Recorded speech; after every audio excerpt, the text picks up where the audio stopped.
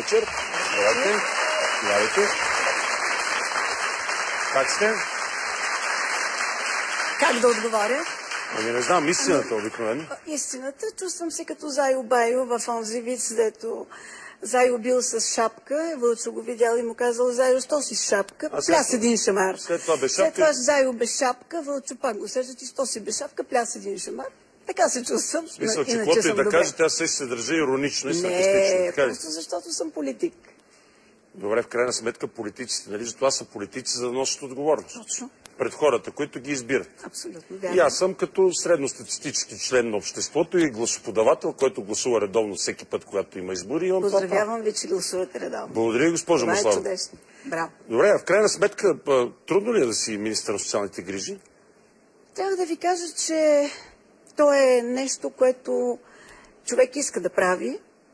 Ако човек иска да направи нещо, което е добро, това е възможността да стане министър. Тоест, причината, заради която сте министър на социалните грижи, е чисто алтруистична. Свързана е с това хората да се чувстват добре. Да, такива са моите амбиции, такива са моите стремежи. Не мислите ли, че звучи прекалено, как да кажа, прекалено с наивитет? Всеки един човек, който горе-долу разбира малко от политика, от това, което се случва особено в България, не би ви повярвал. Това хората го оценяват след време. Маргарет Тачър беше най-коментираната и най-необичаната в Великобритания в един период от време, но от дистанцията на времето Маргарет Тачър е най-добрият политик, който е възродил Великобритания. Че вие, тъй като сте дама, се сравнявате с Маргарет Тачър. Не, просто казвам, че за политика в момента Маргарет Тачър беше дясна, докато вие сте с леви убеждения. Тя беше десен министър. Лявата политика не е да си левак. Лявата политика се прави комплексно.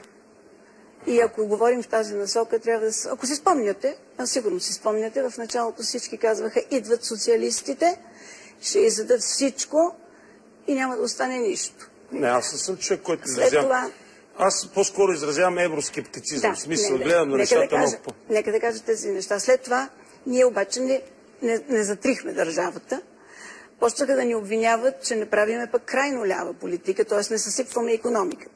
Аз мисля, че ние водим една разумна социална политика, но дали Маргарет която след време ще се оцени. Дали Маргарет Тачър е пращала пенсионери на море?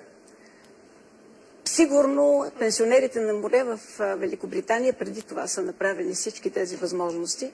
И аз мисля, че тук в тази идея... Какво ще кажете за тази инициатива? Дайте си поговорим за нея. Аз доста шегувах с нея, писаха доста по вестите. Ви ли се струва това малко, как да кажа? Ами, знаете ли, струва ми се, че като в онази китайска поговорка, че големите пътища, големите цели се достигат на малки крачки, ние трябва да се научиме да си даряваме малко порция щастие. Манички порции щастие. Добре, GSM първо щяхте да им давате, пък след това... Това за GSM-ите не знам, но аз мисля, че това няма нищо лошо. Пенсионерите да отидат на почивка. Защото те поеха най-голямата трудност. Те са хората, които имат право, сега когато има възможност, да ги изпратим на почивка. Колко пенсионери има в България, знаете? Аз знам. 2 милиона и колко са? 2 милиона 238 хиляди 400. И тия 5 хиляди как щяхте да ги изберете? А кой ви е казал, че само те? Един по един. Всички не могат. 2 милиона един по един ще ги пращате на време? Не всички. Всички не могат. Всички не могат. 5 хиляди са. Защо 5 хиляди? Аз искам да излезе във вестите. Добре, кажете ми дали са 5 хиляди, колко са? Значи, вижте, пенсионери ще отидат на почивка. Кои пенсионери? Пенсионери ще отидат на почивка. Кои? Най-напред ще отидат пенсионери, които са в ситуация самотни. Хора, които са... Аз се казвам, че инициативата е лоша, но ми е странно как ще ги избирате. Ама защо трябва да ги избираме? Те постепенно ще ходят. Вие какво виждате в това? Значи, вашата идея, вашите критики, Значи, идеята е чудесна. Само, че тя беше опорочена. Защо? Никъде по света не ходят всички наведнъж някъде. Всичко добро не се случва наведнъж. Хайде да коментираме, аз да ви задам въпроса така. Добре. Ако не можем да изпратим, хайде няма да изпратим пенсионери на почивка. А за да има за всички 2 милиона 238 хиляди, ще им дадем по 6 стотинки. Вие кое избирате? Да отидат 5 хиляди на море. Разбира се. Ама как ще ги изберете? Добре, съгласен съм. Разбира се, по-добре малко, отколкото никой. Окей, ама как ще ги изберете? Кажете ви, само това не ми е ясно. Вече са ги избрали. Такива като майката на Годжи. социалните специалисти, Я, хората, които работят в социалните служби. Смисъл, майката на Годжи се уредила, защото е майка на Годжи. Не беше казала, аз ще пратя на море майката. Защото майката на Годжи беше един перфектен социален работник в наша система. Да. В момента ги избират социалните работници. Добре, всъщност, нали парите за това всъщност зависят от вашите коалиционни партньори? Те ви ги спряха. Ние направихме пилотен проект. Между другото, трябва да ви кажа, че през юни месец пратихме деца на почивка от домовете. И нищо лошо не се случи. Беше чудесно. Сега ще заминат, даже между другото, мисля, че тук в нашата публика има двама души, които ще пътуват. Ще отидат. Мисля, че Бай Димитър и Леля Мара от дома в Горна баня. Госпожо министър, аз не казвам, че това е лошо. Просто ми се струва, че е малко странно да е преди изборите. Не съзирате ли някаква, така как да кажа, връзка под една или друга форма, това да е, как да кажа, някакси популистично звучи? Не само това ще се каже. Ще се каже, че е популизъм, ще се каже, че преди изборите, ще се каже, че е подмазване, ще се каже, че видите ли те, за да не излизат през зимата. Всичко може да кажете. Но когато човек управлява, той прави политика. В тази политика има цели и тези цели имат цена. Когато спреме социалните помощи на тези, които мързелуват, има своята цена. Но ми звучи малко общо, нали? Ако искате да си говорим приятелски. Да знам, защото ми се струва малко, как да кажа, не ми се струва реално. Има цена. Добре, вие какво ще направите? Вие какво бихте предпочели? Да нахраниме днес част от гладните или да не нахраниме нито един, защото има много гладни.